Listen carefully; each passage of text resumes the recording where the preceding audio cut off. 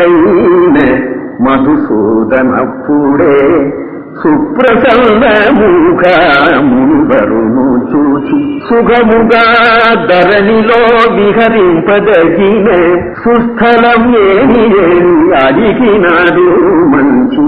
நான் பூலோகத்துல சென்று விகாரம் செய்யணும், திருவிளையாடல்கள் செய்யணும் அப்படின்னு நினைக்கிறேன். அப்பேற்பட்ட ஒரு இடம், அழகான இடம் நீ சொல்லு அப்படின்னு கேட்டதும் உடனே நாரதர் சொல்றார், பூர்வசமுத்ருனி பশ্চিம பாகமந்தோ புண்ணிய சுவர்ணமுகி தீரமே జగమందు పురుషోత్తము నీ క్రీడకు ఉచితమైన తదమని బుధవరుడు పలిగేను.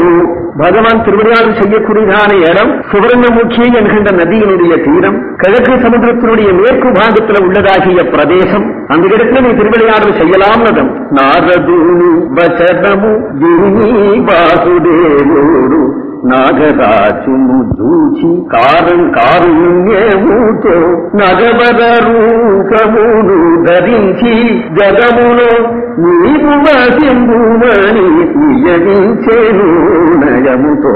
உடனே தான் பள்ளி கொண்டிருக்கக்கூடிய ஆதிசேஷன் பகவான் அவதரிக்கணும் அப்படின்னு சொன்னா தனக்கு முன்னாடி அனுப்புறார் அந்த ஆதிசேஷனை. சேஷனை பார்த்து எல்லா விதத்திலையும் எனக்கு ஆட்பட்டவனாச்சு, நீ முதல் பூலோகத்துல போய் ஒரு பர்வதமாக ஆகி இரு, நான் அதுல விளையாடு என்று ஆதிசேஷனை அனுப்புறாரா. பகவந்துனி நியமனமுச்சே ஆதிசேஷுடு பர்வத ரூபுடை விலசி உன்னாதோ.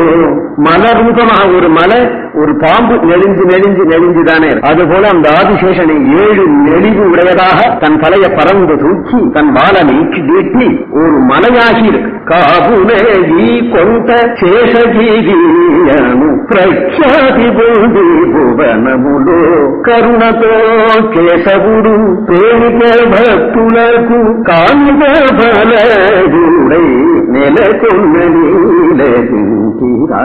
அந்த ஆதிசேஷனே மலையாக ஆகி அதனால சேஷாத்ரி என்கின்ற பெயரோடு கூட மலையாக ஆகி பகவான பிரதீட்சி சென்றிருக்கிறார். சென்றால் குடையாம் இருந்தால் சிங்காசனமாம் நின்றால் மரவடியாம் நீள் கடல் என்றும் புனையாம் மணிவிளக்காம் பூம்பட்டாம் புழுதும் அணையாம் திருமார்கரவு சென்றால் குடையாம். சர்வவிதமான கைங்கரித்தை செய்யக்கூடியது ஆதிசேஷன். அதனால்தான் சேஷன் என்றே பெயர். தான் ஒரு சுவாமியாக இல்லாதபடி எம்பெருமானுடைய சொத்தாக அவனுக்கு சேஷப்பட்டிருக்கிறதுனாலே சேஷன் பெயராம் ஆதிசேஷனுக்கு. எந்தெந்த விதத்தில் சேஷப்பட்டிருக்கிறார் பெருமாளுக்கு?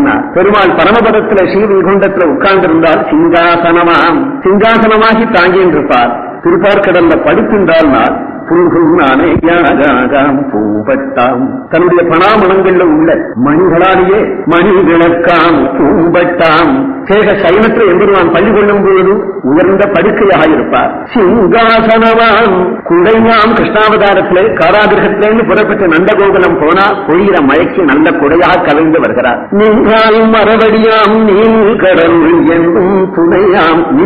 நின்றால் மரவடியாம். எம்பெருமான் நின்றானால் அவனுடைய திருவடி பாதுகையாகவே இருக்கிறார். இப்படி சர்வதேச சர்வகால சர்வ அவஸ்தைகளையும் சர்வ கைங்கரியம் பண்ணக்கூடிய ஆதிசேஷன் நின்றால் மரவடியாம் அப்படிங்கிறது சேஷாச்சலமாக ஆகியிருக்கிறத காட்டுறது. இருந்தாலும் சிங்காசனமாங்கிறது மகா வைகுண்டத்துல பரமபதத்துல. புல்கும் அணையாம் அப்படின்னு சயனமாயிருக்கிறது நீல் கடவுள். சென்றால் குடையாம்ங்கிறது கிருஷ்ணாவதாரத்துல. நின்றால் மரவடியாம் என்று எம்பெருமான் நிற்கணுமானால் பாதுகை போல இருந்து 7 மலையாக ஆகி அவன் திருவடி நிற்கும்படியாக அமர்கிறான். இந்த மலை இது பெரிய மலை. எந்த காலமோ யாருக்கு திடீர்னு இப்ப உண்டாச்சுன்னா எல்லாரையும் மலை உண்டாயிருக்கும் மலை உண்டாயிருக்கும் வா. இது எந்த காலமோ எந்த யுகமோ எந்த காலமோ இது இயற்கையாவே உண்டான மலை போல அப்படி ஒரு மோகத்தையும் உண்டாக்கிட முடியும் இல்லையா? திடீர்னு உண்டாச்சுன்னு தோணாம மக்களுக்கு. ஆக மலையாக ஆகி ஆதிசேஷனே இருக்கிறார். ததோ முகுந்தகா பிரதிகாய சேஷம் பரியங்க போதம் வரமாத்மனஸ்தம். 7 மலைகளாக காட்சி கொடுக்கும். நாராயணாத்ரிர் கருடாச்சலச்ச சிம்மாத்ரிரேவம் ஜட வெங்கடாத்ரி சேஷாத்ரிரேவம் ரிஷபாச்சலச்ச ததாஞ்சனாத்ரிஷ்ட பவந்தி சப்த. 7 மலைன்னு சொல்றோம். நாராயணாத்ரி, கருடாத்ரி, சிம்மாத்ரி, வெங்கடாத்ரி, சேஷாத்ரி, ரிஷபாத்ரி, அஞ்சனாத்ரி. அத்ரினா மலைன்னு அர்த்தம். இந்த 7 மலையாக ஆகி அந்த ஆதிசேஷனே பிரகாசிக்கிறார். புராணம் சொல்றது இந்த மலை எவ்வளவு தூரத்துக்கு இருக்கு அப்படின்னு சொன்னால் சிரப்பிரதேசே கலு காளஹஸ்தி. காளஹஸ்திங்கிறது சிரப்பிரதேசத்துல இருக்கு சிவக்ஷேத்திரம். அது காலம் ஹஸ்தி மகாபலம் உடைய யானை, மிகவும் பலகீனமான சிலந்தி, இது ரெண்டும் சேர்ந்து சிவ பூஜை பண்றது அந்த கஷேத்திரத்துல. காலஸ்த ஹஸ்தீச்ச சமர்த்திய ருத்ரம் யவாபதுஷ்டத் பதமேது யத்ர. மற்றொரு சிவக்ஷேத்திரம் ஸ்ரீசைலம். ஸ்ரீசைலம் அப்படிங்கிற சிவக்ஷேத்திரத்துல அர்ஜுன விருட்சமாக மருத மரமாக சிவன் இருக்கிறார். தேவி மல்லிகை புஷ்பமா மல்லிகை கொடியாக இருந்து மருத மரத்தை வளர்ச்சிருக்கிறார். அதனால மல்லிகார்ஜுனம்னு பெயர். இது வால் பிரதேசத்துல இருக்கான் இந்த சேகாதலத்தில். அகோதிலம் வட்சசி லட்சத்தேசிய பிரகலாத சம்ரட்சண பட்சபாதாது. மத்தியஸ்தானத்துல மார்புலே அகோதில கஷேத்திரம் இருக்கு. அப்போ இவ்வளவு தூரம் காளகத்திலேருந்து ஸ்ரீசைல பரியந்தம் மத்திய அகோபில கஷேத்திரம் உள்பட இவ்வளவு சேர்ந்து பரந்த மலை 7 மலை அப்படிங்கிறது இவ்வளவு நீளம்.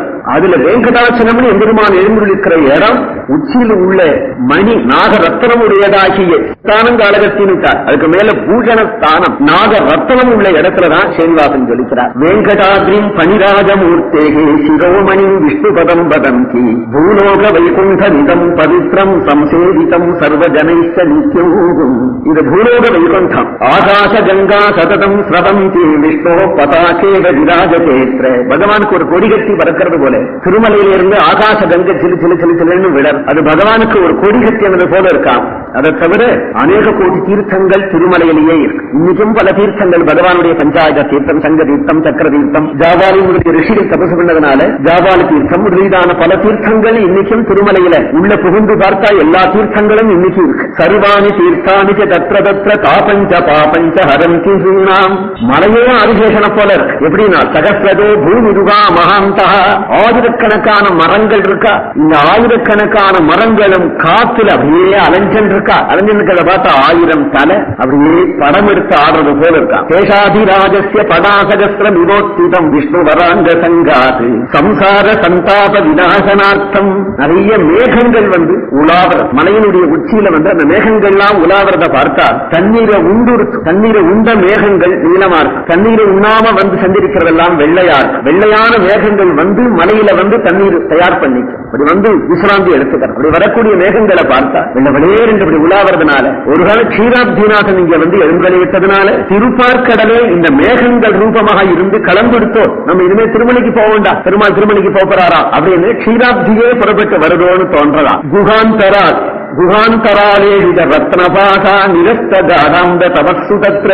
அலங்காரங்கள்லாம் இங்க உட்பிரேட்சைகள், அதிசயோக்தி. என்ன அதிசயோக்தினா குகைகள், அந்த குகைகள்ல நிறைய ரத்தனங்கள் இருக்கு. ரத்தனங்கள் நல்ல வெளிச்சமா பளிச்சு நின்றதுனால ஸ்ரீ வைஷ்ணவர்களான மகர்ஷிகள் ஏட்டுச்சுவடிகள்ல ஸ்ரீபாகவதம் விஷ்ணு புராணங்கள்லாம் வச்சிருந்து அந்த குகையில உள்ள ரத்தனங்களுடைய வெளிச்சத்திலேயே படிச்சிருக்கிறார். பகரல்லை பகல் செய்யும் அப்படின்னு பாதிக்காந்திய ஆய்வா. பகர அல்லை இருட்டை கூட பகல் செய்யும். அப்பேற்பட்ட ரத்தனங்கள் இருக்கக்கூடிய இடம். குகை வேற குகையா போட்டால் இன்னும் இருட்டு ஜாஸ்தியா இருக்கும். அங்க எப்படி படிப்பான்னால் அணையாத விளக்கு ரத்தனங்கள். நல்ல காத்து அடிக்கும் திருமலை மேல காலி கோபுரம் சொல்றோம். அணையாத விளக்கு ரத்தனங்கள். ரத்னத்தினுடைய வெளிச்சத்திலேயே பாகவதம் படிக்கிறாளாம் ரிஷிகள்.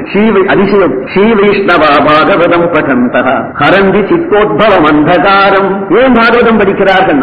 வெளி அந்தகாரத்தை தான் இந்த ரத்தனங்கள்லாம் நீக்கி விடுத்தேன், உள்ள அந்தகாரத்தை நீக்கிட்ட இந்த பாகவதம் என்று பாகவத்தை படிக்கிறார். பிரித்யந்தி பூஜந்தி வதந்தி ஹரிஷாசி.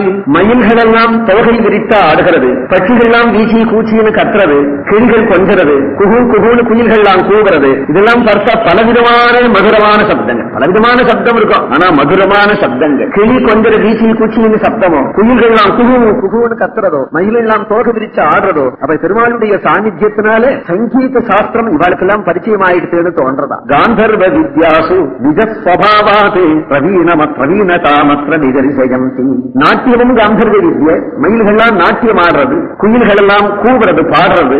வியாக்ராச்ச சிம்மா ஹரிணாச்ச தத்ர கிரீடம் திகாவோ மனிஷாச்ச கீசா. நிறைய புலிகள், சிங்கங்கள், மான், மாடுகள், காட்டு மிருகங்கள் எல்லாம் வரிசையா உட்கார்ந்து பரஸ்பரம் விரோதம் ஒரு புருங்கும் ஒண்ணு தாவி கடிச்சு விடுவேனால் பரஸ்பரம் பிரேம விசேஷ்டித்தேன. எல்லாம் பிரேமையோட உட்கார்ந்து என்னமா உட்கார்ந்துக்கிறான். சன்னிதான விசேஷம். அந்தண்ட பகவான் அந்தண்ட வீட்டா எல்லாம் உருங்கும். எல்லா பிரேமிதார விஷ்ணு பிரஜாத்வஞ்ச நிரூபயந்தி. அவைகளெல்லாம் விஷ்ணு பிரஜைகள் அப்படிங்கிறத காட்டுறார். பாக்கி காடுகள்ல எல்லாம் சண்டை போடும், ஒன்னு கடிக்கும் அடிக்கும். இந்த காட்டுல திருமலையில ஏன் இப்படி இருக்குன்னா எல்லாம் விஷ்ணு பிரஜைகள், விஷ்ணுனுடைய சாம்ராஜ்யம். திருமலைங்கிறது பெரிய அவனுடைய சாம்ராஜ்யம் அல்லவா, இன்னைக்கும் அவனுடைய தனியே அரசாங்கம் தான் நடக்கிறது. அவனுடைய அரசாங்கத்திலே இந்த மிருகங்கள் எல்லாம் கூட பட்சிகள் எல்லாம் கூட பிரேமையோட இருக்கு. அநேகமா மிருகங்களே ரிஷிகளாத்தான் ஆயிட்டானா. ரிஷிகள் எப்படி இருப்பா? மிருகங்களே விகதான்ய வாசகா, அந்நிய வார்த்தை இல்லாம அப்படியே தியானம் பண்ணிட்டு இருக்கு மிருகங்கள் எல்லாம் பட்சிகள் எல்லாம். சாட்சாத் மகரிஷிகள் எப்படி இருப்பா? குரு வசிஷ்டோ வித நாரதஸ்தே மிருகண்டு சூனுகு பகவான் சுகஸ்தே ததைவ மன்யே முனையச்ச சர்வே ஸ்வபாசமிச்சம் கே குகாது நித்யம்.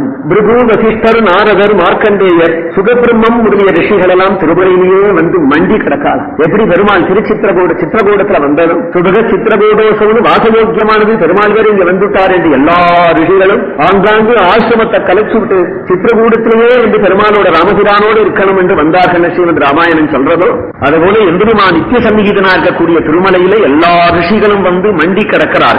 ஏனால் வைகுண்டமே அல்லவோ பூலோகத்துக்கு வந்துடுத்தோம். பிராகிருதமான இடம் இல்லை. அப்ராகிருதம் ஸ்தானம் இடம் ஹீனூனம் இமே ஜனாத்தே பசுபட்சி நச்சே. அங்க இருக்கிற பசுபட்சிகள் கூட அப்ராகிருதமான பாக்கிறதுக்கு பிராகிருதமான போல இருக்கேன். ஆமா, ராமாவதாரத்துல கிருஷ்ணாவதாரத்துல கூட பகவான் பிராகிருதம் போலதான் இருந்தான். பார்த்தா இவரு ஒரு மனுஷர் அப்படின்னு சொல்றாப்புலதான் இருந்தது. அஜ்ஞானிகளுக்கு ஞானிகள் புரிஞ்சுண்டா இல்லையா? ஞானிகள் தண்டகாரண்ய வாசிகளான ஞானிகள் உடனே பகவான புரிந்து விட்டார்கள் இவன பகவான். ஆனா ராவணனை போன்றவர்கள் அவனும் மனுஷன் தானே அப்படின்னு சொல்றார். அத்தகைய திருமலையை பார்த்தா இது எல்லா மலையும் போல இதுவும் ஒரு மலை அப்படின்னு மற்றவாள் நினைக்கிறார். ஆனால் இது சாட்சாத் ஆதிசேஷனாச்சேன் தானே ராமானுஜர். அவர் ஏறலையே. இந்த மலையை பார்த்தது இதுல எப்படி கால் வைப்பேன் அப்படின்னு கதறி தன்னுடைய காலை இறுக்கி கட்டி கொண்டு முட்டிக்கால் தேய தவிழ்ந்து போவார். ஆனா அந்த மலை அவர் கண்ணுக்கு எப்படி தெரிஞ்சிருக்கணும்? இது கல்லுதானேனா கால் வச்சு ஏறி போயிருப்பார். கல்லாக அவர் கண்ணுக்கு தெரியல. ஆனால் திருவனந்தாழ்வானாகவே தெரிஞ்சதுனால இதுல எப்படி திருவிழிப்பேன் வாசமா பார்க்க போனா திருவனந்தாழ்வான் அவதாரம் தான் சுவாமி ராமானுஜர். அதே ஆதிசேஷனுடைய அவதாரம் தான். ஆதிசேஷனா இருக்கக்கூடிய மலை மேல அவர் கால் வச்சு நடந்ததுனால தப்பு இல்ல.